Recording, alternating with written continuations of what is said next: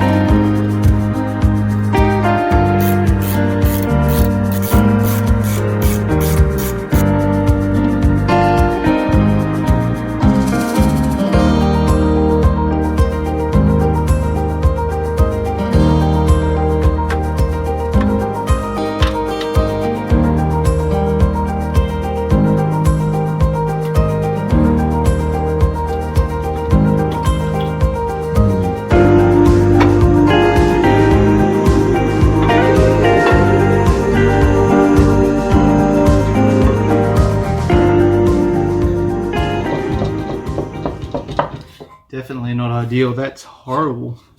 It's even worse than the previous one that I replaced. So obviously this is not good. Once it gets to this stage, I mean, it's just going to rattle itself loose like this. Eventually it'll probably just dry up, seize, and then eventually you'll just either the wheel bearing itself will completely collapse or it will seize up and the wheel will just seize on. either way, it needs to be repaired. Unfortunately for these wheel bearings, they are pressed onto the actual drive shaft. So the rear drive shaft connects up to the front kind of, or the flange, I suppose you'd call it, where all your wheel studs are. And between that, you have a backing plate, you have a caliper backing plate, you have the wheel bearing, and etc. So it's not something you can do at home.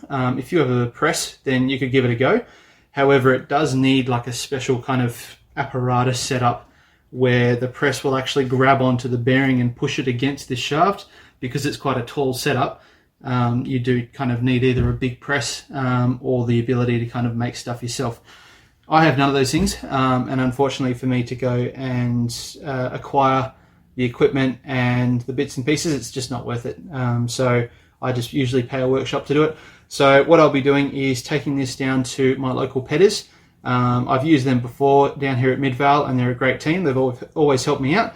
So I'm going to take that down to them. They have done these sorts of wheel bearings before, so they've got the apparatus and everything ready to go. These are different to Hilux rear wheel bearings. I thought they were the same, Prado and Hilux wheel bearings, but it turns out that the Hilux ones are easier to take off compared to the Prado ones, so I don't know. But anyway, but it's worth knowing before you go and take it into someone. So that's the old setup. A lot of movement, a lot of gunk that's built up in there. You can actually see the bearings, and they're all looking pretty horrible. For reference, this is a brand new wheel bearing. This one has genuine Koyo bearings in it, which are some of the best bearings you can buy, in my opinion.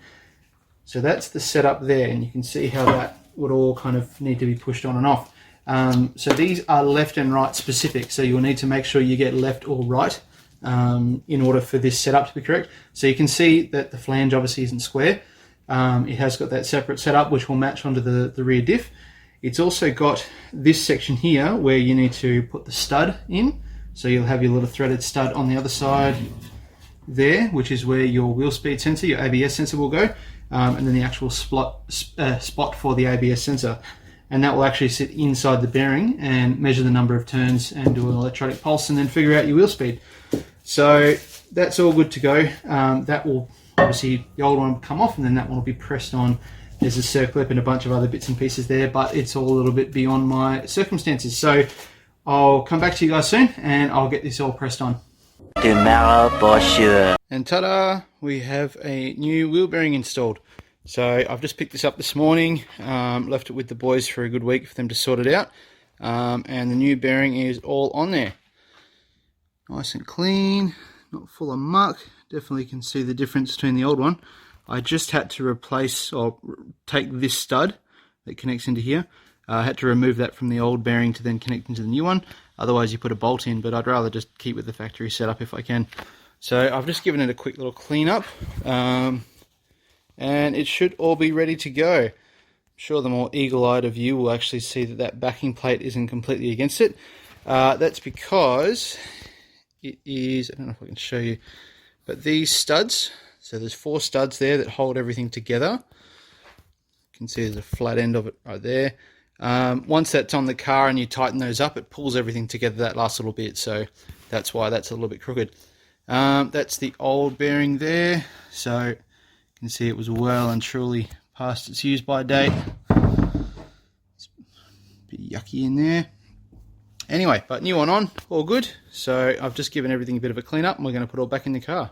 So we're going to look at putting this drive shaft back in. I've just plugged the hole up with an old sock, just to stop things getting in and out. Because of the angle on the rear diff, all the diff oil is basically falling to that side, so I'm not worried about diff oil coming out, but I just don't want to get any more contaminants and stuff in, so I've just used that sock to hold that in there. Now there is this mating surface here, can get a bit of corrosion and stuff on it, so I've just gone over it with a wire wheel, taken all the corrosion off of it. There's a O-ring, rubber O-ring that goes on there as well.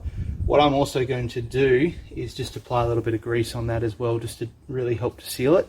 Hopefully stop any more dirt and water from getting in, and also from diff oil coming out in case that seal isn't perfect.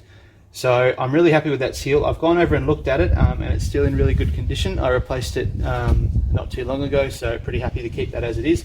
I do have a spare oil seal. I'll put up the number for the part number for the oil seal down here somewhere. So if you do need one, definitely go genuine because they're not too expensive to get oil seals and stuff from Toyota. So we're going to put a little bit of grease again, I'm just going to put some around here, throw our O-ring on there. So when putting this drive shaft in, it is quite easy to want to just rest it against the seal and just kind of slide it in, but you don't want to really be rubbing it against the seal. Also, the splines on the end of the drive shaft, just want to be careful with those. They are pretty tough, but again, if you can just be more careful, then you may as well be. So, grab our drive shaft. You can see the splines on there, and we're just going to pass them in. I'm going to try and keep it off that seal. Just pass it all the way in.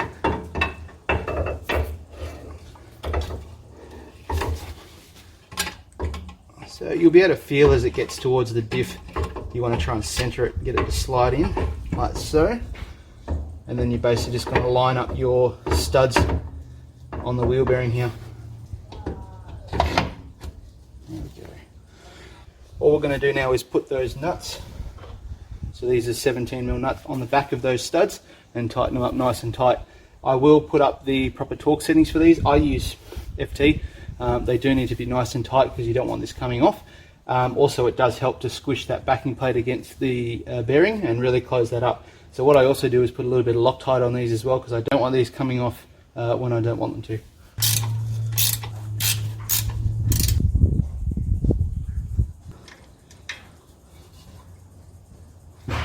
So I'm happy that's all on there nice and tight. It's not going to go anywhere. Next thing I'm going to do is reinstall my ABS wheel sensor, wheel speed sensor. So that one there, it just goes on the front there. It's where that little stud is. So install that one. I use a little bit of grease again on that little O-ring just to make sure it seals and also to make sure it comes out easy next time.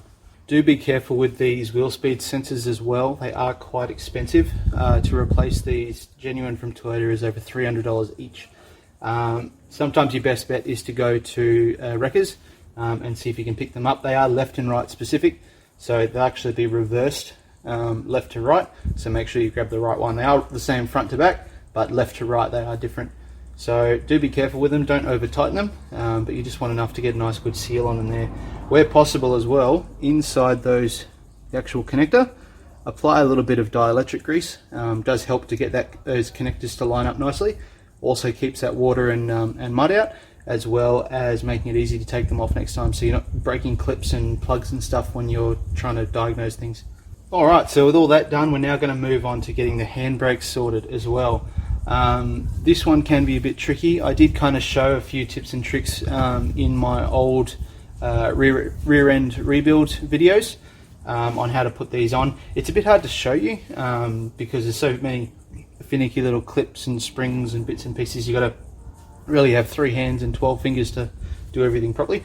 But if you can either get a proper service tool from Toyota or grab yourself an old chisel or a wide screwdriver and literally cut a fork in it. So you've got 2 pronged ends with a nice wide gap in between. What that does is it allows you to then grab the end plates and twist them and lock the plates in together. You can do it with like pliers and with screwdrivers and all that kind of stuff, but it takes a long time and it gets very fiddly and you end up getting quite frustrated and you'll probably just give up like I used to do. So I used to really dread doing handbrake shoes, but with a little tool like this, it makes it so much easier that it's not a big job anymore. So if you're taking them off, it's probably a good time to check them over, see if they've got a lot of life left in them. If they do, then just put them back on, but if not, they're not too expensive to replace, so you can usually get a set of handbrake shoes for about 30-40 bucks. Do have a look to see if you can get a whole set of new springs and clips as well.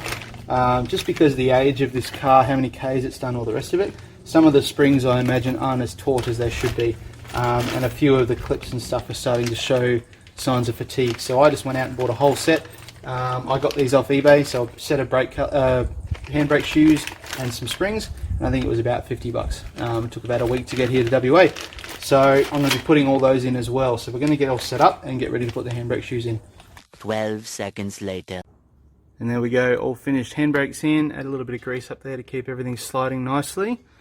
Underneath, you can see you've got the spring that holds it all together, and then the little cog that changes how far apart they are set. So that's all installed, handbrake's all good. I'm going to put all the brakes and everything back on, and then hopefully see how she goes.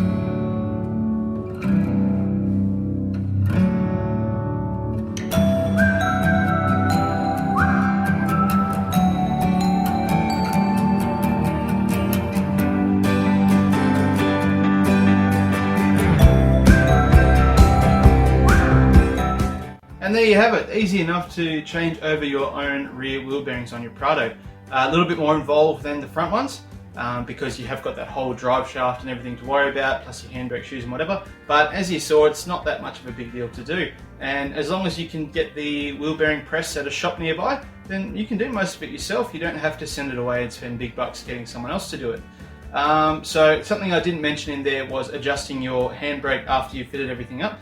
So once you've got your brake rotor back on, you can then use that little hole at the bottom, little viewing window. See that little cog, turn it up or down depending on how you've set it. Usually it'll be upwards. You flick it upwards, it'll spread. Flick it downwards and it will close together. So basically you want that. So handbrake off, flick that up until it kind of touches and grabs. You can't turn the hub at all. Back it off a few clicks and then actually go into the car, pull the handbrake on. Basically what you're wanting to do is only have to lift the handbrake lever so it clicks 3 to 5 times. I was told that was the roadworthy kind of thing, that if your handbrake is sufficiently adjusted. But I like it at like 3 to 5 because that way it's like you don't have to yank on it the whole time as well. If you go through a lot of water and mud and stuff like I do, you will end up having to adjust it quite often and maybe even having to replace the actual pads themselves. But as you saw, it's not that big of a deal and they're quite cheap to do as well. So yeah, definitely keep that in mind. Have a look at my rear end rebuild videos. I do actually show you how to adjust the handbrake. So I'll leave a little link up there somewhere and you'll be able to see that video there. So thank you very much for watching. This is a good little episode to make. It took me about a week because I had to take everything apart, give it to a shop. I was quite busy, so then I've come back to it and done it again. So I'd say probably about 3 hours either side of actually sitting around and waiting. That'll give you plenty of time to knock out this job. So next up we're going to be, as most eagle-eyed of you will see, I've got a steering rack here. This one's to go in the Prado. The bushes in mine are a little bit worn, and as such when you lift the car up you can actually change the toe of the car just by pushing and pulling a fair amount. Looking closely you can actually see that the bushes themselves are a little bit worn. To change the bushes, the whole steering rack has to come out. Because the car's done nearly 500,000 Ks, I thought, you know what, let's throw a new steering rack in it. So I've had conflicting reports of how much of a job it is to do. Either it's going to be a half-day job or a 3-day job. So it may take me 6 days to do. But anyway, we're going to give that a go and see how well that'll work out. So that'll be happening in a future episode. However, the most interesting one, which I'm sure a lot of you will be interested in, and I'm also interested in as well, is in this box. Got a bunch of wires here. Bought a part secondhand. It's going to probably change how I feel about this car.